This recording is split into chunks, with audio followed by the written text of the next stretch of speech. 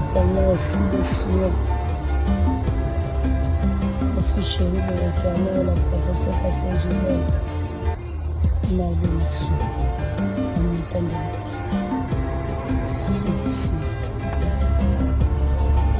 Merci de bénir abondamment. Nous lève 13 000. Nous lève 13 000. Merci, je vais continuer l'enseignement pour les gens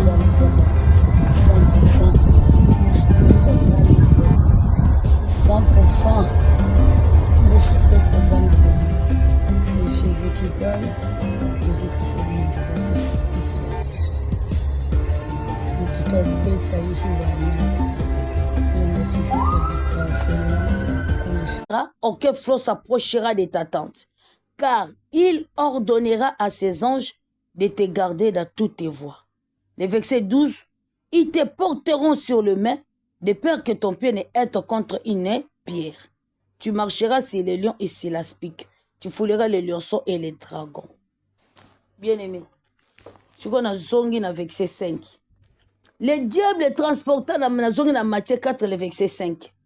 Le diable transporta, le diable les transporta, quand on dit les, c'est-à-dire c'est Jésus-Christ, dans la ville sainte, le plaça sur les hauts du temple et lui dit, si tu es le fils de Dieu, jette-toi en bas, car il est écrit, il ordonnera des ordres à ses anges à ton sujet, et ils te porteront sur le main de peur que ton pied ne heurte contre une pierre. Yangote,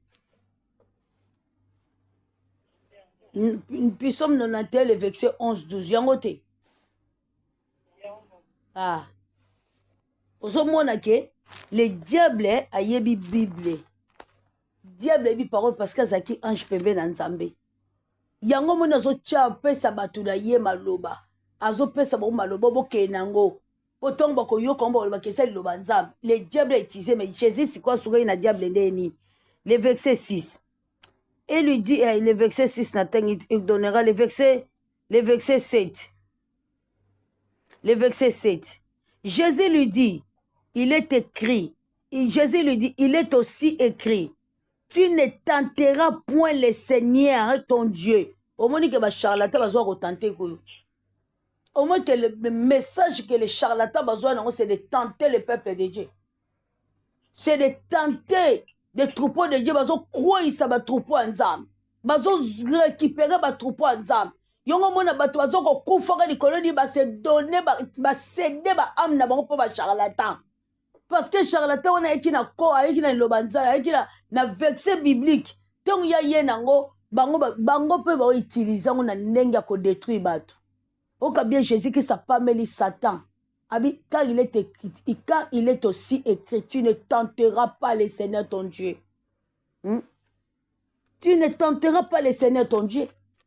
C'est-à-dire que parole parole les tentations pour nous croire isaba na nzam pour nous arracher bolimbi si bien m'excuser bolimbi si benza pour nous arracher ba na nzambe na kati ya vérité pour nous arracher bango na bergerie ya nzambe comme ma bango na bergerie na bango pour nous égorger bango. Le volet ne vient que pour dérober, égorger, détruire. Jean 10 de verset 10. Le verset 11 Jésus-Christ a dit moi je suis venu afin que les brebis aient la vie et que cette vie soit dans l'abondance. Les diables ont y a pour nous égorger. Ça me pas maman pour nous détruire. Azo pour nous détruire pour nous égorger. Il a égorgé beaucoup de personnes. Beaucoup de personnes aujourd'hui sont égorgées par les diables. Parce que les diables ont utilisé la parole de Dieu pour récupérer les gens. Pour nous la bergerie à Jésus-Christ à protection, les bons bergers qui gardent les brebis. Pour nous même la bergerie pour nous égorger bango. Beaucoup de personnes aujourd'hui sont tentées. Beaucoup de personnes aujourd'hui sont cédées leur âme. Nama beaucoup de charlatans. Pour balandi parole, kuna parole ou eza lango, parole oui eza na Bible. Mais munoko ye nango eza munoko ya charlatan. Eza munoko disciple à diable. Eza munoko disciple à Jésus-Christ était. pour batona bazala sauver. Et ça, maloba oyo munoko oyo eza teke eza na alliance ya Yesu Kristo pour batuba bika to batuba soka parole bomoi na bango ezolia motema na bango ezolia bomoi na bango ezolia bomoi ezokota kati na bango. Car il est écrit l'homme ne vivra pas seulement du pain mais de toute parole qui sort de la bouche de Dieu. Mutu soka yoka loba nzambe ta kozana nzala nzamba pambolo mama. Mosai na nzambe mama. Aozana nzala vine mobimba amne kozala rassasié. Là où les personnes sont venues, batu baza rassasié. Bisika to wuti batu baza rassasié. Parce que les gens bazo mona pasi batu bazo nyokwama. Ba problème eleki. Kimi ezate. Beaucoup de défis. Beaucoup de problèmes, beaucoup de humiliations, beaucoup de sabotages, beaucoup de maladies, de souffrances. Les gens sentent la souffrance. Parce que c'est une force, ils ont détruit, ils ont ziki sabatu, moto à dragon. Pour être rassasié, il faut écouter la bonne nouvelle. Pour être rassasié, il faut que la bonne nouvelle soit commandée. Mounoko est en alliance ensemble. Il faut que ton âme soit rassasiée. De rassasier de quoi? De la parole de Dieu. Nzamba pambolo mama. Yom te epé sabomoy. Liloba nzambe sabomoy. Dieu c'est la vie. Jésus-Christ c'est la vie. Je suis le chemin. Jésus-Christ a dit dans Jean 14:6. Je suis le chemin, la vérité et la vie. Soko yoka loba nzambe te okotonda te. Osimba gambongo tonda. Otonda. Est-ce que ma camion se tourne la vie no sala mabon? On a poto. Est-ce que ma camion se tourne la vie no sabon? On a poto, mais il y a des douleurs chaque fois na katanzoto na yo. Tu as des courbatures à chaque fois. Aux rassasié, tu n'es pas rassasié. Moutuzora commis à tondi, à comme à lembi, à so vandi, à so se relaxer. Mais yo on a poto. À to simimbo, à to liendengeni, à to lati. Il y a des douleurs. Oh yo yo à chaque fois na bon moyen. L'homme ne vivra pas seulement du pain, mais de toute parole qui sort de la bouche de Dieu. Le diable les transporta encore sur une montagne très élevée. Lui montra tous les royaumes du monde et leur gloire.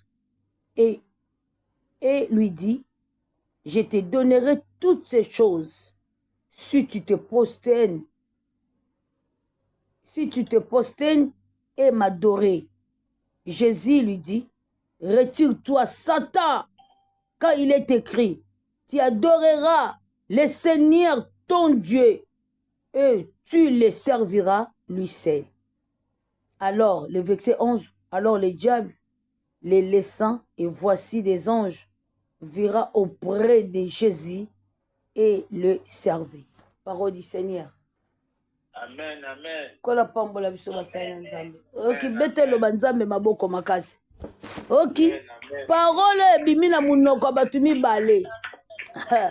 C'est lui qui est Messie, c'est lui qui est la parole, le fruit de la parole, c'est Jésus de Nazareth.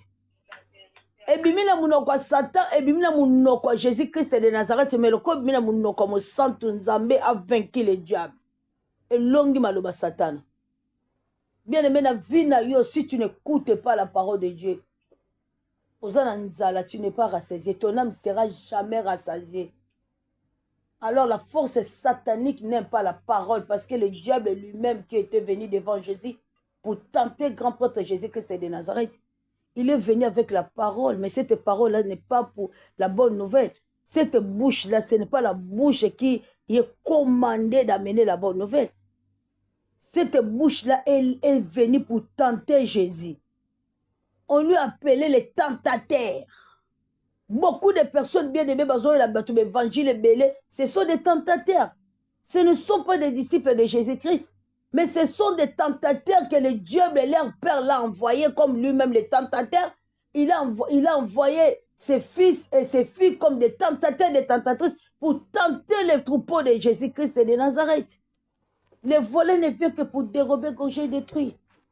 Mais celui qui est venu donner la vie et que cette vie soit dans l'abondance, c'est grand prêtre Jésus-Christ de Nazareth. C'est l'unique à son genre, bien-aimé. Si le monde change, Jésus reste le même.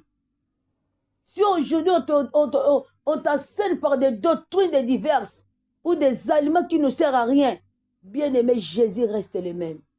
Si on te